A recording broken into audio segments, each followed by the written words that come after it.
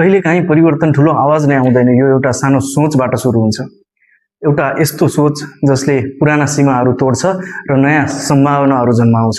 नमस्कार सम्पूर्णमा, म सौरभ गिरी र यो हो सोचकास्ट विथ सौरभ। यहाँ हामी केवल टेक्नोलोजीको कुरा गर्दैनौँ, हामी कुरा गर्छौँ भविष्यको, प्रविधि, नवप्रवर्तन, स्टार्टअप र नेपालको डिजिटल यात्राको।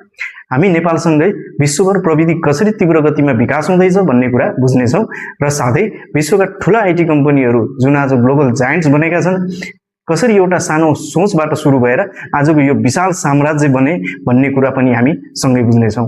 किनकि कहिलेकाहीँ ठुलो परिवर्तन ठुलो स्रोतबाट होइन, एउटा साधारण विचारबाट सुरु हुन्छ।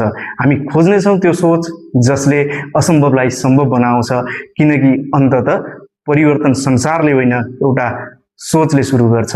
यो हो सोचकास्ट विथ सौरभ, जहाँ सोच बदलिन्छ, भविष्य बदलिन्छ। स्वागत छ तपाईहरुलाई।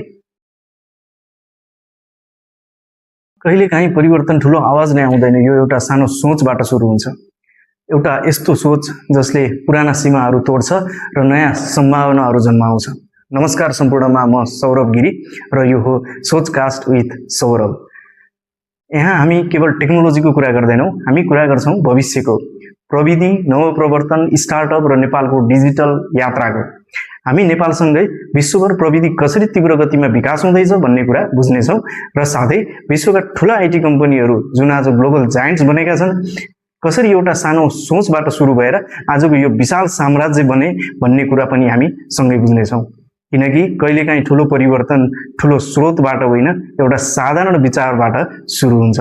हामी खोज्नेछौँ त्यो सोच जसले असम्भवलाई सम्भव बनाउँछ, किनकि अन्ततः परिवर्तन संसारले होइन, एउटा सोचले सुरु गर्छ।